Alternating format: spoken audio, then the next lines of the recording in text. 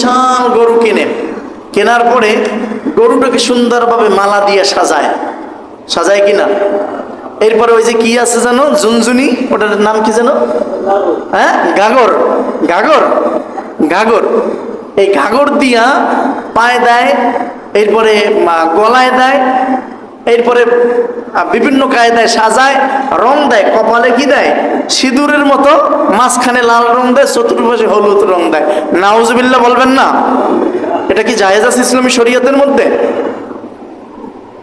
এই কাজগুলো আজকের মুসলমানের ঘরে সন্তানরা করতেছে, কিভাবে বুঝাইলে আর বুঝবে?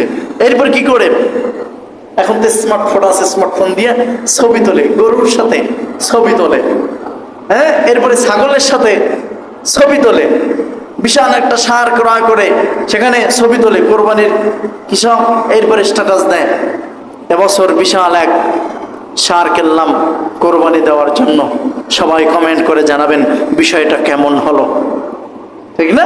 ওই তাহিরির মতো, তাহিরি বলে কি বলো, আমি মাহফিলের ময়দানে আছি, আমি জনগণকে বোঝাচ্ছি, তুমি কি বলবো বলো, কি যেন বলছে, বলার পর শেষে বলিস তোমার এই একটু পরেই আমি আসতেছি, তোমার যে যন্ত্রণা আমি আসলেই সহ্য করতে পারছি না, তোমার অনেক যন্ত্রণা, এটা কাইটে দিয়া জনগণকে বলতেছে কেমন দিলাম। কি বলতেছে? কেমন দিলাম।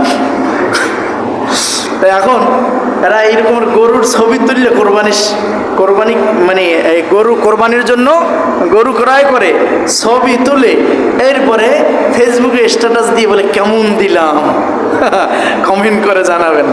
নাউজুবিল্লাহ বলবেন না? তাহলে থাকে কোরবানি আর থাকে?